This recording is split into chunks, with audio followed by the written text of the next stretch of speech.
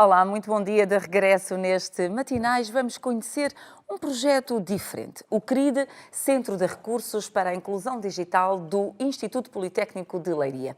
O CRID é a entidade responsável pela elaboração de vários projetos, mas, por exemplo, do folheto inclusivo impresso em multiformato que pode ser usado por pessoas cegas e que o Santuário de Fátima coloca agora à disposição de todos aqueles que se deslocam ao Santuário Mariano na Cova da Iria, não só ao longo do resto do ano, mas principalmente neste mês de maio e ainda mais focado nesta semana em que teremos em nossa companhia o Papa Francisco nos dias 12 e 13 de maio. Mas para conhecermos melhor este projeto e o CRID, temos connosco a doutora Célia Sousa, responsável por este centro. Doutora, muito obrigada por ter aceitado o nosso convite de estar aqui neste Matinais. Seja bem-vinda. Muito bom dia. Eu gostaria de começar aqui por perceber, afinal, como é que nasce esta ideia de criar um folheto inclusivo? Esta ideia vem um pouco do trabalho que temos desenvolvido no CRID ao nível da criação de livros multiformato. É alguma coisa que nós criamos, que desenvolvemos, depois seguidamente começámos a trabalhar a nível da cultura, nomeadamente com o Museu de Leiria, com o Mosteiro da Batalha, e foi nesse sentido que eu apresentei esta ideia ao Santuário de Fátima. Já que existia no Santuário um flyer que está disponível em várias línguas para comemorar o centenário, porque não termos também este mesmo flyer, que é da responsabilidade do Santuário, em vários formatos. E é assim que surge a ideia, o Santuário aceitou de imediato a ideia e, portanto, foi assim que nasceu. Começámos por criar, são dois flyers completamente diferentes, portanto, um tem como base, é para pessoas cegas, e tem exatamente a mesma informação que está no flyer disponível no Santuário, apenas está em braille e trabalhamos as imagens. Ou seja, temos aqui, até trouxe aqui para vos mostrar. Vamos ver. Aqui nós criámos a imagem da Nossa Senhora de Fátima em relevo, para que as pessoas cegas possam sentir, não só possam ver, porque elas não veem a Nossa Senhora de Fátima, e o símbolo e a Basílica, e depois trabalhámos igualmente, portanto, tudo está em braille, que não é muito visível em televisão, mas toda a informação. Temos também a planta que existe originalmente no flyer, mas está trabalhada para que as pessoas cegas possam entender como é que podem fazer o percurso que o Santuário sugere e as orações que podem fazer, portanto, e também a podem sentir ao mesmo tempo. Também em relevo para que possam sentir, sim, não é? Sim. E isto, portanto, é o guião para pessoas cegas. Entretanto, nós quisemos ir um pouco mais além e quisemos criar o guião em versão pictográfica. O que é isto do guião em versão pictográfica? No fundo, este guião é para pessoas com incapacidade intelectual, com baixa literacia, crianças que ainda não sabem ler, crianças com perturbações do espectro do autismo. O que é que basicamente tem por trás? Tem um conjunto de ícones, ou seja, de pictogramas, que fazem parte de uma linguagem universal. Qual foi o desafio? Aqui o desafio é que nós não podíamos alterar o texto, ou seja, não poderíamos simplificar as orações, porque as orações foram criadas, não é? Portanto, e são como são. E são como são. Então o desafio foi criar pictograma, ou seja, pôr os pictogramas de modo a que as pessoas possam entender a oração. Inclusivamente desenvolvemos alguns pictogramas originais, nomeadamente este pictograma, que se calhar é um pouco difícil ver em televisão, mas que basicamente o que quer explicar é, para que estas pessoas também entendam que elas têm alguma dificuldade de entender, que a Virgem Maria e a Nossa Senhora de Fátima são a mesma. E, portanto, a característica da Nossa Senhora de Fátima é o rosário. E, portanto, criámos este novo símbolo, sempre com o apoio do Santuário de Fátima, ou seja, teve por trás, eu trabalhava a parte da comunicação aumentativa, que é como exatamente o nome científico, e tinha depois uma equipa de pessoas ligadas à teologia que iam sugerindo algumas alterações nos pictogramas, inclusivamente o Santuário criou 2 ou 3 pictogramas que nos pareciam mais adequados, uma vez que este é um sistema pictográfico a nível mundial, mas que nasceu no Canadá e nem sempre as coisas estão adequadas à nossa cultura. E que tem que estar, de facto, perceptível para toda a gente. Sim, sim. E, no fundo, ser uma linguagem universal. Oh, doutora, isto deve ter dado um trabalho Sim, daqueles. isto deu um trabalho daqueles, sim, e porque é a primeira vez que se está a fazer a nível mundial, ou seja, nunca ninguém trabalhou com os pictogramas para os aspectos religiosos. E, portanto, foi um grande desafio precisamente por isso. Até porque temos aqui uma questão que é a linguagem muito própria, não é? E não podemos falhar, porque aquilo que quer dizer é aquilo. Exatamente. Na linguagem religiosa, na liturgia, as coisas não têm muitas vezes duplo sentido, não há duplos sentidos, é aquilo e mais nada. E isto não deve ter sido fácil arranjar esses pictogramas. Não, não foi muito fácil, até porque isto é uma biblioteca que só tem 6.800 pictogramas. Depois podem ser manipulados, portanto, o programa, o software permite-nos manipular e adequar à cultura do país, porque isto é usado atualmente em cerca de 28 países tão diferentes como possam imaginar o Japão. O Japão usa estes pictogramas para fazer a sinalética nas ruas e em todos os espaços para que as pessoas possam entender, porque os pictogramas, para além de estarem pensados para este tipo de população, eles vão certamente ajudar algumas pessoas que vão chegar ao santuário que não tendo nenhuma incapacidade, não dominam nenhuma das línguas em que está o flyer, porque é possível, não é?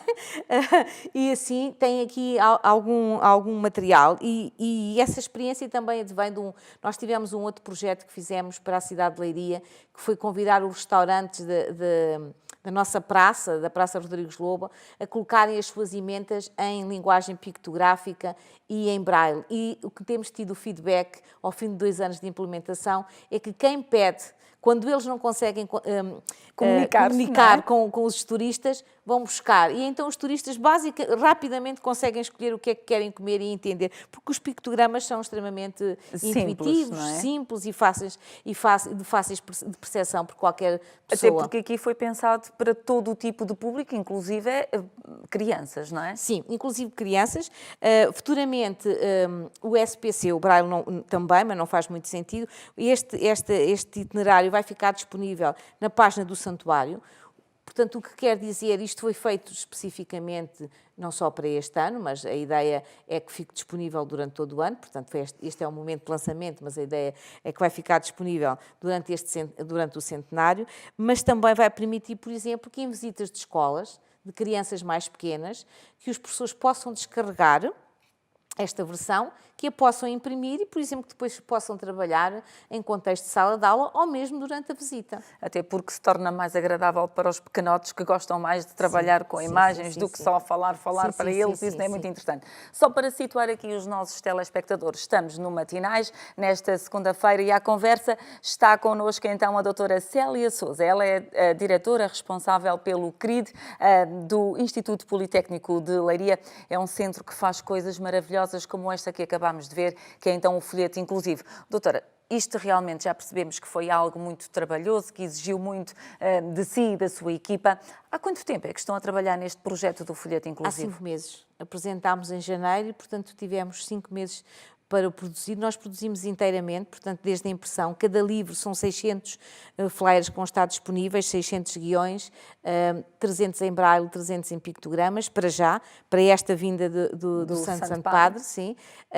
Depois, posteriormente, vamos ver como vamos colocar mais. Cada livro foi feito individualmente. E manualmente, portanto, foi um trabalho muito longo. As últimas semanas a minha equipa foi excepcional. Sem a minha equipa, sem os meus alunos, nós temos neste momento no Centro de Cursos para a Inclusão Digital 4 alunos de nacionalidades diferentes, portanto, que estão cá a estudar connosco, precisamente a aprender a trabalhar estes conceitos de comunicação aumentativa, alunos do Brasil, alunos de Espanha, portanto, toda a gente esteve envolvida, empenhadíssima em termos prontos para saírem para o santuário. Doutora, é importante referir isto, os projetos que vão surgindo no CRID, por norma, contam sempre com a colaboração dos próprios alunos do Instituto, não é? Sim. A ideia é sempre envolvermos todos os alunos do Instituto Politécnico. A nossa máxima é, no fundo, permitir que toda a gente que saia, claro que isto é um pouco lírico ou naif, digamos assim, nós não vamos conseguir, se temos 13.000 alunos aproximadamente, conseguir sensibilizar todos. Mas a ideia é que toda a gente fique sensibilizada para estas questões, porque estas questões não são só uma mais-valia nos cursos da educação ou nos cursos da área social. Se eu tiver um engenheiro, por exemplo, e aí vamos à nossa campanha dos 1000 brinquedos, 1000 sorrisos, que angria brinquedos e que depois os adapta. Se eu tiver um engenheiro de sensibilidade, um engenheiro eletrotécnico, certamente no futuro ele vai ser mais sensível se estiver à frente de uma empresa e provavelmente vai permitir que estas pessoas com incapacidade possam ter o seu emprego ou pode inclusivamente desenvolver produtos que podem ajudar essas pessoas, o que tem acontecido. Muito bem, já que referenciou aqui a campanha 1000 brinquedos, 1000 sorrisos, não é? Sim, sim. Vamos aproveitar, só para esclarecer aqui um bocadinho, de que é que se trata esta campanha, doutora, que já decorre há vários anos, não é? Sim. Esta campanha faz 10 anos este ano. Portanto, nós vamos ter novidades ao longo do ano de 2017. Esta campanha começou com uma necessidade que os pais me manifestavam, que queriam brinquedos adaptados para os seus filhos, nomeadamente estamos a falar de crianças com grandes incapacidades a nível da mobilidade, com multideficiência e crianças que muitas vezes estão acamadas e que não existiam brinquedos e que eles não os podiam controlar. E foi assim que surgiu, um pouquinho em brincadeira, então eu vou pedir brinquedos aqui aos meus alunos da área social, dos cursos da área social, e posteriormente vou pedir aos meus colegas da engenharia eletrotécnica que façam esta adaptação, se isto for possível. Isto começou com uma brincadeira que no primeiro ano trouxe 250 brinquedos e a seguir eu coloquei o desafio, então se para o ano nós adaptássemos 1000, adaptámos 5000 até hoje. Demos brinquedos para todo o país, neste momento inclusive para as ilhas, não é? Este ano decorre, portanto, os brinquedos que adaptámos este ano vão para as ilhas, para a Madeira e para os Açores. Ganhámos madrinhas excepcionais, portanto tivemos a doutora Maria Cavaco Silva e que ainda se mantém como nossa madrinha, a Fátima Lopes da TVI e a senhora secretária de Estado mais recentemente para a inclusão. Também abraçou este projeto, sim. E tem sido um projeto que de facto a doutora tem feito sorrir muitas crianças, não é? Sim, tem feito sorrir muitas crianças e um pouco mais. Eu acho que mudou uma instituição. Eu costumo dizer que a brincar mudámos uma instituição. Hoje, por algum conjunto de projetos que nós temos no Politécnico ligados ao CRID, não é? O CRID vai fazer este ano 11 anos, portanto já tem uma década. Nós somos a instituição de ensino superior de referência para receber alunos com deficiência. Portanto, neste momento temos aproximadamente 120 alunos com deficiência a estudar, a fazer as suas licenciaturas e isso orgulha-nos imenso e queremos continuar a apostar nessa bandeira. Muito bem, queria só aqui situar também uma outra questão, que estávamos aqui a falar do folheto, inclusive, e surgiu-me aqui uma questão que é, o Santuário também tem um itinerário jubilar, aliás, desde que se começou a preparar este centenário, todos os anos não é? E, portanto, deduzo que foi aquilo que nos mostrou há pouco. Sim, isto é o itinerário jubilar. Certo. Ou seja, exatamente o mesmo flyer, digamos assim, que está disponível no Santuário, vai estar também disponível, não vai estar disponível, ou seja, não vão estar disponíveis para que as pessoas possam tirar, claro. Porque, como devem entender, são coisas... Mas quem solicitar, quem solicitar terá acesso. Nos locais de apoio ao peregrino terá acesso. Sim. Muito bem, era só mesmo para esclarecer e percebermos isso. Doutora, eu queria agora voltar aqui um bocadinho atrás, mais de uma década, 11 anos, o CRID já está aí, já tem dado provas daquilo que é a sua ação, mas porquê que nasce o CRID? Bem, o CRID nasceu há cerca de 10 anos um pouco da necessidade que alguns pais foram manifestando que não havia um espaço para podermos avaliar crianças a nível de hardware e software e também para um espaço de investigação, onde se pudessem criar produtos e mais um espaço onde pudéssemos receber essas pessoas, para que eles pudessem usar a tecnologia. Nessa altura havia um financiamento da Comunidade Europeia e foi criado o projeto que depois foi submetido, foi o projeto mais financiado desses 48 projetos que foram aprovados para Portugal. 10 anos depois é o único projeto que se mantém, de facto, os outros acabaram por não vingar, digamos assim, portanto, por algumas razões terminaram. E foi nesse sentido que surgiu o CRID. Portanto, o CRID inicialmente surgiu para fazer avaliações, para apoiar e vermos como é que nós podíamos rentabilizar o saber que existia nas nossas escolas, como uma unidade agregadora das diferentes escolas do Politécnico, porque tratarmos da deficiência não se trata só na educação, ou seja, precisamos do saber de todos e nós temos essa felicidade no Politécnico, temos investigadores de várias áreas, portanto precisávamos de alguma coisa que agregasse. E o CRID nasceu assim, no fundo teve esse objetivo. Nasceu e não para, até porque também um dos rostos, sem dúvida nenhuma, deste centro é a doutora Célia Sousa. É ela que movimenta, é ela que não para. Se pensa numa ideia, não descansa enquanto não concretiza, não é, doutora? E por isso é que o CRID já tem quantos livros em braille traduzidos? Neste momento, como já já traduziu muitos livros, neste momento, sinceramente, nem consigo dizer o número. Mas foi Até já perdeu a conta. Já perdeu a conta, é verdade. Porque sempre que nos solicitam, nós traduzimos um livro em braille e fazemos-lo para qualquer parte do país, inclusivamente já fizemos para o Brasil. Mas nós, por isso mesmo, é que achámos que estava no momento certo de criarmos uma biblioteca, que é o nosso projeto Mãos que Leem.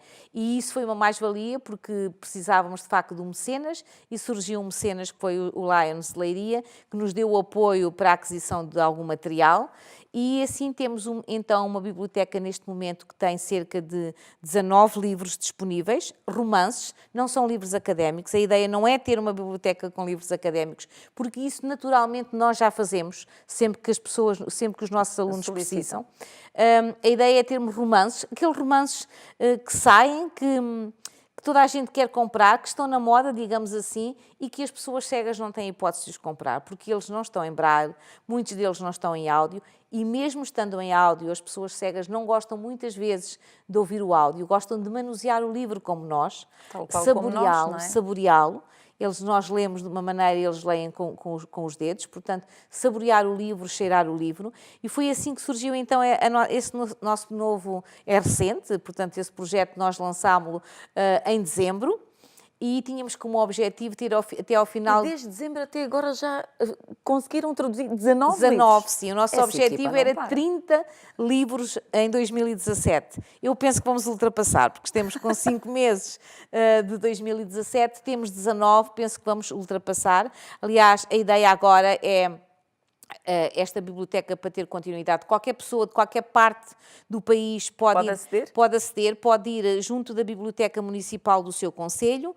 Essa biblioteca solicita-nos, nós enviamos o livro. Talvez uma informação que poucas pessoas saibam, os CTT financiam esse envio, portanto não se paga sequer esse envio de um livro em braille. A pessoa tem o livro em braille, lê, vai entregar na biblioteca junto da sua casa, que nos devolve o livro. Portanto, qualquer pessoa pode ter acesso. Suscita uma curiosidade. Tem funcionado bem? Os livros são devolvidos? São devolvidos, sim. Até porque há uma caução que cobre tudo isso a nível das bibliotecas. Portanto, é alguma coisa que já está instituída. Doutora, isso veio, de facto, colmatar algo que não existia no país. Era uma lacuna. Sim, existem várias bibliotecas que têm livros disponíveis em braille, mas não este tipo de livros. Agora também temos uma ligação com a Biblioteca Nacional.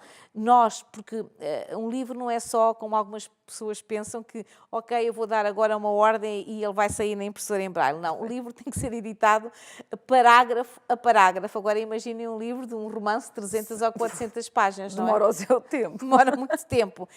Portanto, não é assim tão fácil, mas depois de feito fica editado. Vamos, entretanto, entrar numa parceria com a Biblioteca Nacional, ceder-nos os livros para que eles possam imprimir e ter lá disponíveis, e alguns deles, eles cederem-nos a nós os ficheiros para nós imprimirmos também e ter na nossa biblioteca. Mas mais do que isso, nós queremos ter uma ou duas editoras que se juntem a nós para que os seus romances que saem sejam imediatamente editados em braille. E também isto tem um objetivo, claro, chamar a atenção das editoras que esta população tem necessidade e que isto é uma lacuna no nosso mercado. Muito bem. Doutora, em 15 segundos, porque é o nosso tempo final, que mensagem gostaria de deixar lá para casa? A mensagem é que, essencialmente, o que eu gostaria sempre de ver é que eu queria viver numa sociedade que cada vez mais respeitasse todos. Nós estamos numa sociedade de todos e dificilmente respeitamos todos. E, portanto, o meu maior desejo e os meus projetos serão sempre com este objetivo. Que todos tenham voz ativa na sociedade. Muito bem, esse é o final deste Matinais. Tenha a continuação de um excelente dia.